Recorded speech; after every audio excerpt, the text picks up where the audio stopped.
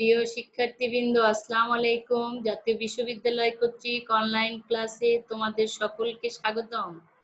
আজকে আমাদের নির্ধারিত কোর্স ইকোলজি, বাস্তুবিদ্যা এবং আজকের আমাদের লেকচার টাইটেল হলো কমিউনিটি ইকোলজি, অর্থাৎ সম্প্রদায় এর যে বাস্তুবিদ্যা সেটাই আমরা আজকে দেখব। আমি ডক্টর হোসনে আরা, সহযোগী অধ্যাপক, প্রাণীবিদ্যা বিভাগ, সরকারি Brajalal college, Khulna. Community ecology, যেটা কমিউনিটি মিনস সম্প্রদায়। সম্প্রদায় বলতে কোনো একক ইন্ডিভিজুয়ালের কথা আমরা এখানে চিন্তা করছি না। এখানে আমরা চিন্তা করছি এক সম্মিলিতভাবে যে প্রাণীকুলগুলো অ্যাসেম্বলস করছে, পাওয়া যাচ্ছে এক লার্জ নাম্বার অফ অ্যাসেম্বলস আমরা ছবিতে দেখতে পাচ্ছি, যারা একটা নির্দিষ্ট স্পেস এবং সময়, স্থান এবং সময়ের একটা নির্দিষ্ট সময় এবং স্থানে প্রত্যক্ষ বা পরোক্ষভাবে পারস্পরিক মিথস্ক্রিয়া দ্বারা তাদের জীবনচক্রটা চালাচ্ছে। সেটাকে আমরা বলে থাকছি কমিউনিটি বা সম্প্রদায়। এছাড়া আমরা বলতে পারি, এখানে বলছে আসসালামু আলাইকুম ম্যাম। ওয়ালাইকুম আসসালাম। Groups of different organism living together in a particular space, একটা নির্দিষ্ট স্থানে একদল প্রাণীগোষ্ঠীকে আমরা একত্রিত অবস্থায় দেখতে পাচ্ছি।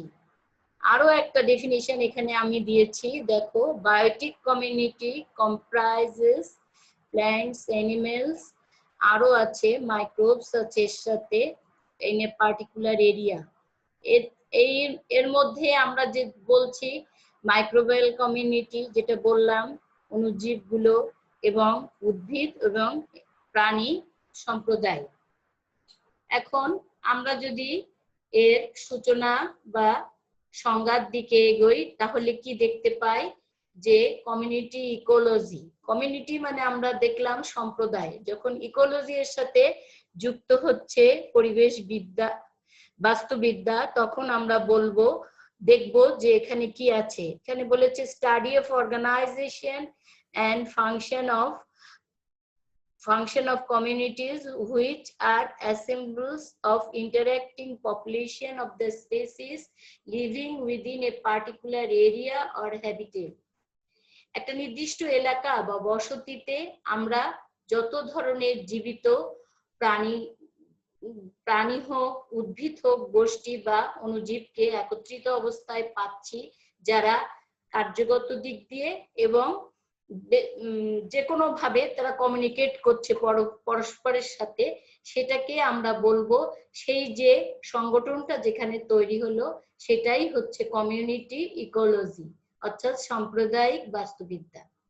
এটা দেখা যাচ্ছে যে community ecology represents the population of all species living and interacting in a particular time. সাথে সাথে একটা স্পেস থাকবে, একটা স্থান থাকবে, সাথে সাথে একটা নির্দিষ্ট সময়ও থাকবে। সেই সময়ে সকল জীবিত জীবগুলো, জীব প্রজাতিগুলো পরস্পরের সাথে মিথস্ক্রিয়া দ্বারা তারা একটা নিজেদের জনগোষ্ঠীতে একটা কমিউনিটি সম্প্রদায় গড়ে তুলবে এবং এভাবে একটি বাস্তুবিদ্যা গঠিত হবে। এখানে আমরা এই বাস্তুবিদ্যার সংজ্ঞায় যদি আমরা দেখি যে সম্প্রদায় কেবল একটা নির্দিষ্ট প্রজাতি নিয়ে গঠিত নয়, বরং বিভিন্ন জীবন পদ্ধতি সম্পন্ন প্রজাতির সমন্বয়ে গঠিত এবং এদের বসতি বা হ্যাবিটেট গুলো তাদের পরিবেশ দ্বারা লালিত হয়। এই যে হ্যাবিটেটের কথা আমি বলছি, এটা জলজ হতে পারে, স্থলজ হতে পারে, যে কোনো রকমই হতে পারে। এবং এখানে কমিউনিটিটা বলছে কি, each community has its special limit, এবং তাদের একটা নির্দিষ্ট আকার আছে, কতটুক ধারণ ক্ষমতা আছে, এবং sometimes the boundary between two communities may be very sharp এবং gradual. কখনো কখনো দেখা যায় দুটো বাউন্ডারি, দুটো সীমানার মাঝে যে আমরা এটা পেয়ে থাকি দুইটা বায়োমের মধ্যবর্তী স্থানে একটি জীব সম্প্রদায়ের প্রান্ত দেশে যখন একটি জীব সম্প্রদায় অধিক হয় তখন উভয় সম্প্রদায়ের মিলিত স্থানে আমরা জটিল সন্ধিস্থলটা সৃষ্টি করে থাকি। কোটন, এখানে একটা কথা এসেছে কোটন, এখানে কোটনে জিনিস দেখেছি ওভারল্যাপিং কমিউনিটিজ, মানে জীব সম্প্রদায় যখন অধিক্রমণ করে যায় মানে ওভারল্যাপিং করে তখন উভয় সম্প্রদায়ের মিলনে যে জটিল সন্ধিস্থল সৃষ্টি হয় সেটাকে বলা হবে ইকোটোন।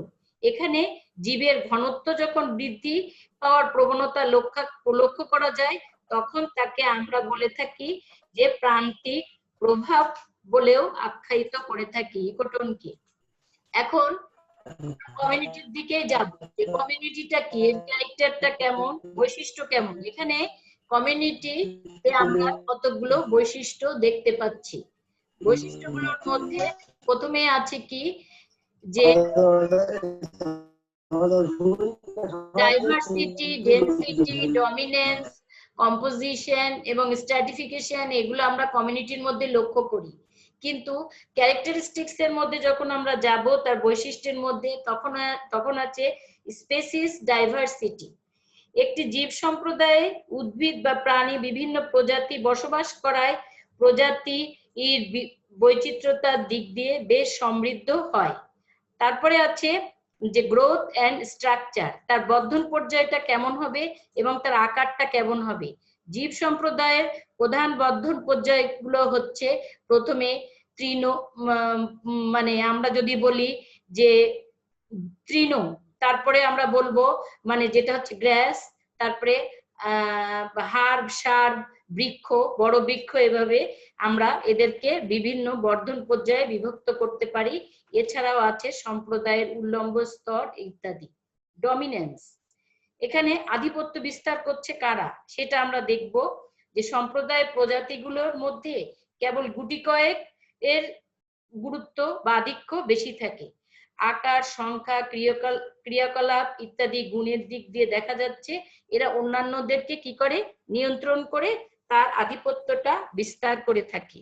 যেমন একটি যদি চারণভূমির কথা আমরা উল্লেখ করি তাহলে সেখানে কি থাকবে, চারণভূমিতে ঘাস থাকবে, কাটা বন থাকবে, অন্যান্য গাছ থাকবে, গরু, ছাগল, ভেড়া এগুলো থাকবে। সাকসেশন, এরপরে আরেকটা টার্ম আমরা পেয়েছি সাকসেশন, যেটাকে বাংলাতে আমরা বলে থাকি যে ক্রমাগমন। ক্রমাগমন, যখন কমিউনিটিটা স্টেবল হয়ে যায়, স্থির হয়ে যায়, তখন আস্তে আস্তে আমরা সেখান থেকে সাকসেশন পেয়ে থাকি। Important in development of community, যখন কমিউনিটি একেবারে শেষ পর্যায়ে সম্প্রদায় বর্ধিত হতে হতে তার নির্দিষ্ট একটা আকারের দিকে চলে যায়, তখনই আমরা ক্রমাগমনটাকে পেয়ে থাকি বা অনুক্রমটাকে পেয়ে থাকি। Community develops as a result of change in it with time, সময়ের সাথে আমরা সাকসেশনটা পেয়ে থাকি। যত সময় যাবে তত সাকসেশনটাকে আমরা স্থিরভাবে পাবো। এরপরে আছে আরেকটা জিনিস ট্রপিক লেভেলস, অর্থাৎ এই ট্রপিক লেভেলের মধ্যে আমরা দেখছি যে যে জিনিসগুলো আছে ট্রপিক লেভেলে, এখানে 3 broad tropic levels of the community which are producer, consumer and decomposer, উৎপাদক, খাদক এবং বিয়োজক। Food produced by the green plants in consumed direct or indirect by all kinds of animals, এরা খেয়ে থাকে। So these kinds of consumer, এটাই হচ্ছে যে কোনো types এর consumer. The dead bodies and extra of both producers and consumers are decomposed by microbes into simple substance. These are called decomposer by the community. এটাই হচ্ছে যখন গলিত পচিত অংশগুলো ডেড অ্যানিমেল থেকেই হোক বা বর্জ্য থেকেই হোক, এই উভয় যখন মাটির সাথে মিশে বিভিন্নভাবে অণুজীবগুলো করে সেখানে সম্মিলিতভাবে থাকে তখন আমরা তাদেরকে বলে থাকি বিয়োজক। এটাই হচ্ছে কমিউনিটি ট্রপিক মানে পুষ্টি কাঠামো। এরপরে আমরা দেখব size and structure of communities. কমিউনিটির সম্প্রদায়ের সাইজটা কেমন হবে? স্মল হতে পারে, consist of population in a small space comprising several species, population in interacting areas, large one extend and over areas of several thousand square kilometer forests as forests, other such as desert. অনেক several thousands মানে সহস্রাধিক বর্গ kilometre দিয়ে তৈরি হতে পারে যে জায়গাটা, যেমন ফরেস্ট হতে পারে, ডেজার্ট হতে পারে। আর যদি স্মল সাইজ কমিউনিটি হয় তাহলে সেটা হচ্ছে গ্রুপস অফ মাইক্রোবস হতে পারে, মানে অণুজীব হতে পারে, মাইক্রো হ্যাবিটেট হতে পারে, ছোট তার বসতিটা ছোট হবে, যেমন লিভ সারফেস, পাতার উপরে যদি কতগুলো জীবগুলো বাস করে, ফলেন লগ, কাঠের গুঁড়ি, তারপরে হচ্ছে লিটার, সয়েল, মাটিতে যদি বাস করে, ইত্যাদি। এরপরে আমরা দেখছি এই স্ট্রাকচারের মধ্যে আমরা কি পাই। এই স্ট্রাকচারের মধ্যে আমরা পাচ্ছি যে ইকোলজিস্টরা বলছেন যে প্রাইমারিলি বেসড হ্যাবিটেট ফিচার্স, মানে হ্যাবিটেট মানে যেখানে কমিউনিটি থাকবে সেখানে বসতিটা কেমন হবে তার উপর নির্ভর করে দেখা গেল কি যে সম্প্রদায়কে আমরা বিভিন্ন ভাবে ক্যাটাগরিতে ভাগ করতে পারি। যেমন ওয়াটার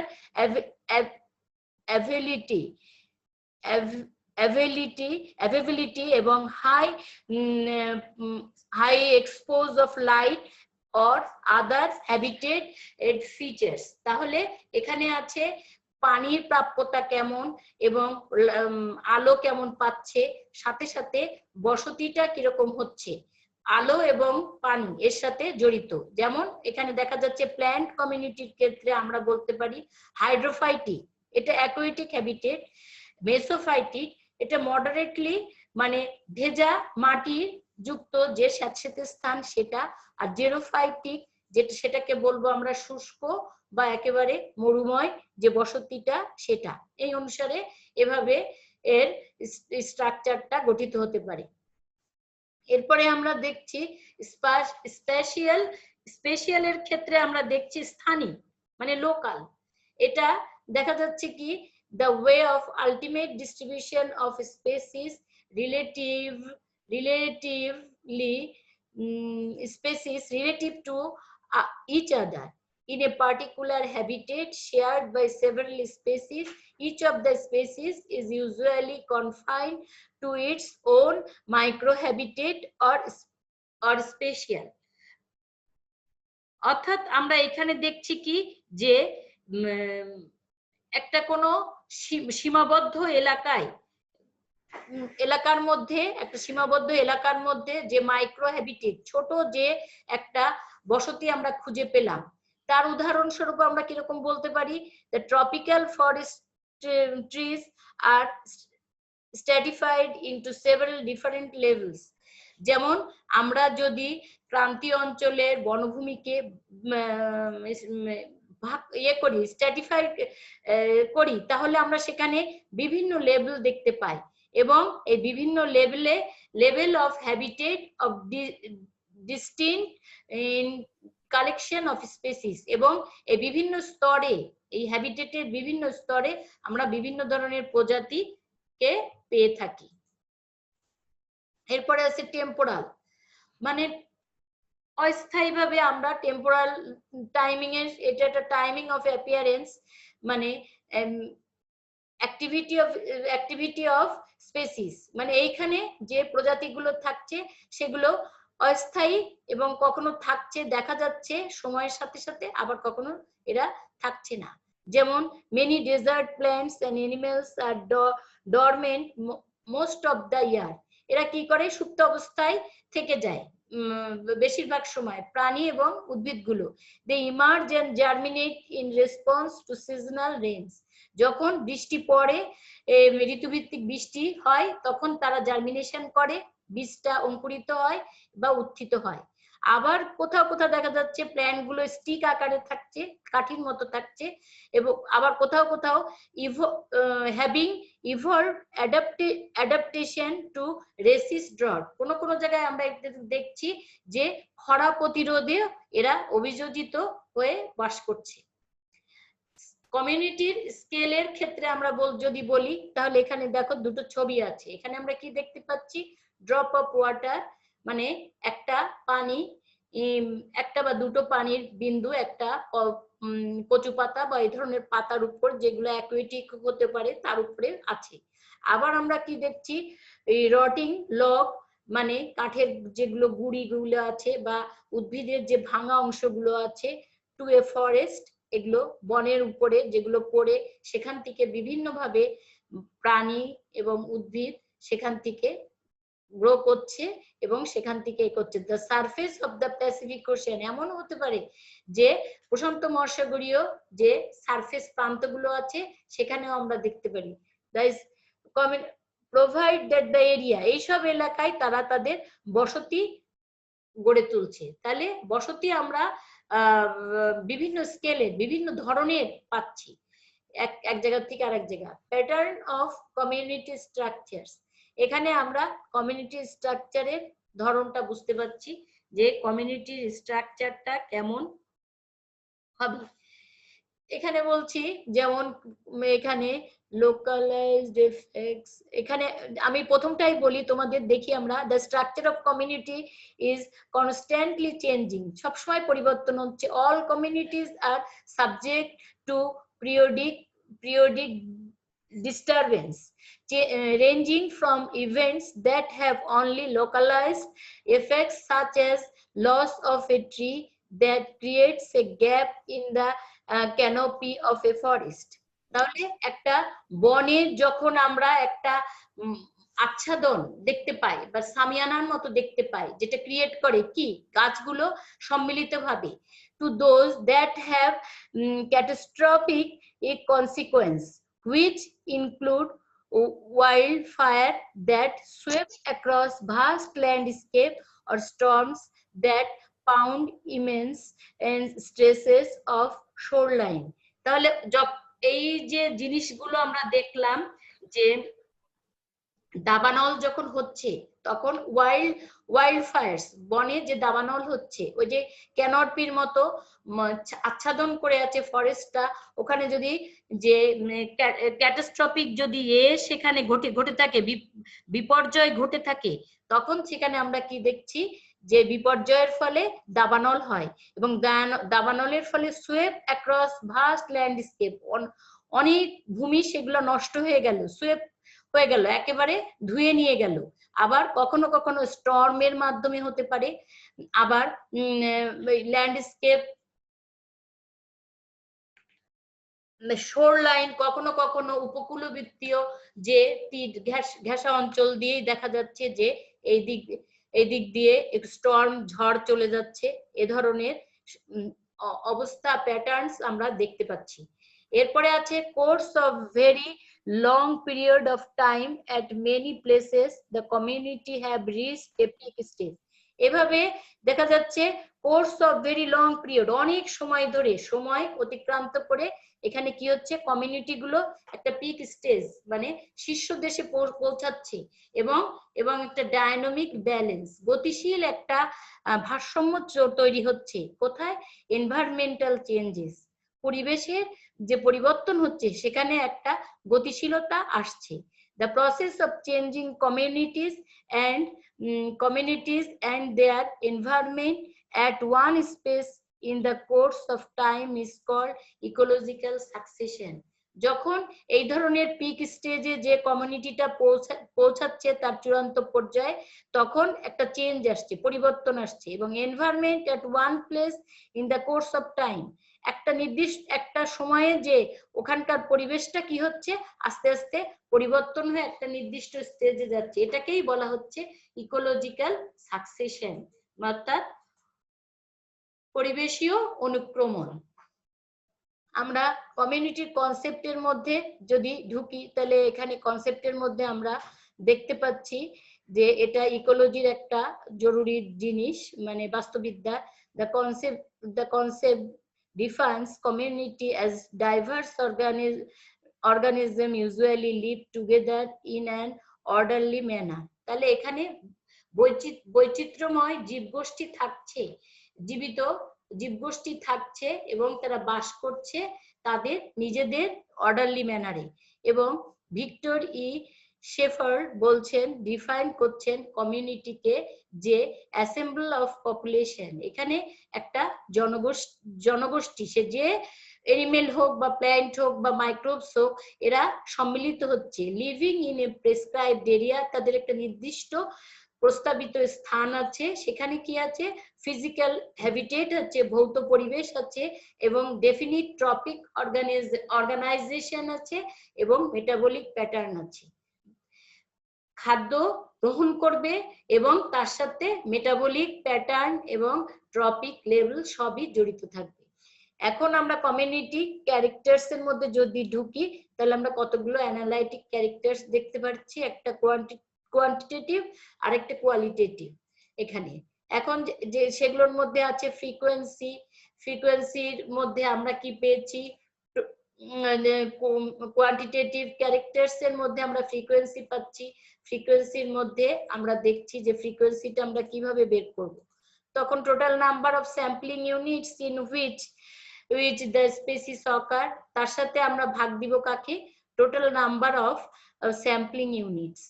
যতগুলো নমুনা আমরা স্যাম্পলিং ইউনিটস থাকবে তাকে তার সাথে আমরা ভাগ করব, সেখানে কত ধরনের স্পেসিস আমরা পেলাম সেই স্যাম্পলিং ইউনিটে তার, এভাবে আমরা ফ্রিকোয়েন্সি পাবো। একইভাবে আছে ঘনত্ব বের করার জন্য একটা মাপক ডেনসিটি, আবার আছে অ্যাবান্ডেন্স প্রাচুর্যতা নির্ধারণ করার একটা ব্যাপার, সেটাও নাম্বার অফ, যদি আমি ডেনসিটিতে দেখি সেখানে দেখবো number of individual of a species in all sampling units by number of sampling units. একইভাবে অ্যাবান্ডেন্সের ক্ষেত্রেও তাই, total number of individual of the species in all sampling units by total number of sampling units in which the species occur। কিভাবে সেখানে ওরা থাকছে, কতগুলো species ওখানে পাওয়া যাচ্ছে, সেটাকে আমরা ওখানে যে স্পেসিস একক স্পেসিস পেয়েছিলাম সেটা দিয়ে আমরা ভাগ করে এগুলো আমরা বের করতে পারছি। এরপরে আছে অ্যাবান্ডেন্স, তাদের প্রাচুর্যতা। Abundance of species cannot be easily demonstrated quantitatively because living organisms, especially plants, are not distributed uniformly over the earth surface। আমরা এই ভূপৃষ্ঠে কতগুলো প্ল্যান্ট আছে একেবারে স্পেশালি সেগুলো কি করতে পারি না, কোয়ালিটেটিভলি সেগুলো আমরা কি করতে পারি না, গণনা করে আনতে পারি না। এগুলোর ক্ষেত্রে আমরা দেখি on the basis of abundance plants are grouped under, এইভাবে আমরা এদেরকে ভাগ করি, কতগুলো প্ল্যান্ট সেখানে ভেরি রেয়ার, কতগুলো রেয়ার, কতগুলো কমন, কতগুলো ফ্র্যাগমেন্ট, কতগুলো ফ্রিগুয়েন্ট, এখানে হচ্ছে এখানে হচ্ছে প্রথমে বললাম ভেরি রেয়ার, তারপরে বলেছি রেয়ার, তারপরে বললাম কমন, তারপরে হচ্ছে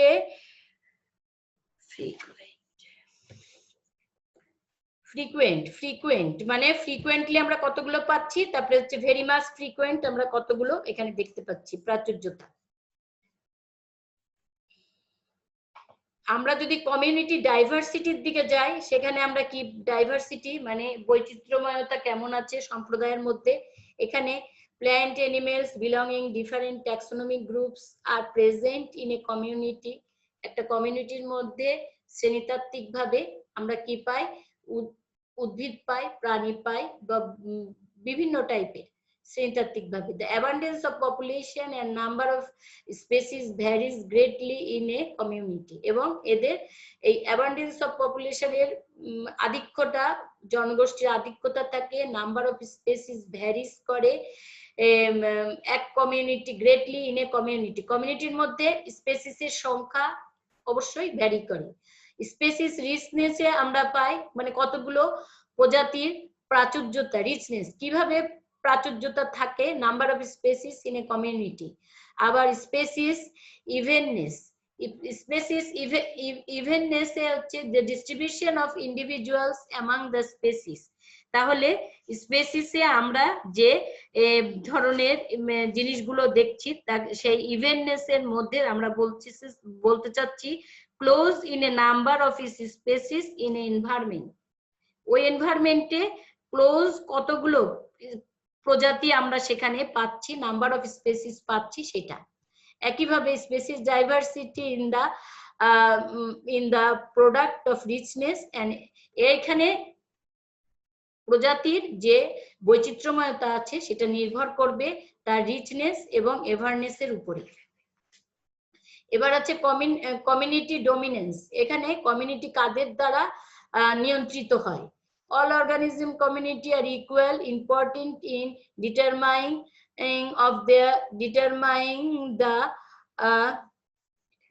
the nature of the community. Determining the nature of the community. Community প্রকৃতির উপর নির্ভর করবে। Only a few species generally exert the major controlling influence on the community due to their size, number of activities. তাদের আকার এবং তাদের সংখ্যা, তার কার্যের যে সংখ্যা তার উপর নির্ভর করে সেটা মেজরলি কন্ট্রোল হবে, মানে সেটা কন্ট্রোলিং করবে। This group largely control all energy flow. এখান থেকে কি করবে তারা, যে উদ্ভিদ হোক বা প্রাণী হোক, এরা কি করবে, একটা শক্তি প্রবাহ দ্বারা নিয়ন্ত্রিত হবে, এবং which are known as ecological dominant, এবং এরাই ইকোলজিক্যাল ডোমিনেন্ট হিসাবে পরিচিত। ইন পাস্চার গ্রাস, চারণভূমিতে যেখানে তৃণ আছে, and cattle are ecologically dominant, এরাই হচ্ছে যে বাস্তুতাত্ত্বিক দিক দিয়ে ডোমিনেন্ট। এখানে কমিউনিটি পিরিয়ডিসিটি, কমিউনিটি পিরিয়ডিসিটিটা আমরা বলবো পর্যায়বৃত্তি, সম্প্রদায়ের পর্যায়বৃত্তি। এটা হচ্ছে একটা প্রসেস, ওখানে অ্যাক্টিভিটির একটা প্রসেস কমিউনিটির। এখানে আছে seasonal periodicity R dial periodicity.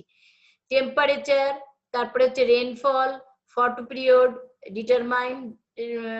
Determine the reproductive cycle of its inhabitants.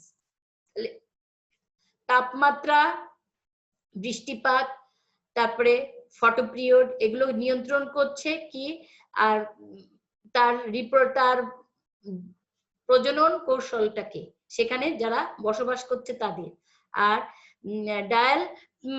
Dial periodicity, এখানে animals of terrestrial community active during the day and inactive during night. এখানে আমরা দেখছি কি, দিনের বেলায় এই জিনিসটা কি হচ্ছে, স্থলজের ক্ষেত্রে দিনের বেলায় এটা সক্রিয়, কিন্তু রাত্রেবেলায় এটা সক্রিয় থাকে না, ইনঅ্যাক্টিভ থাকে, এটা প্রাণীর ক্ষেত্রে।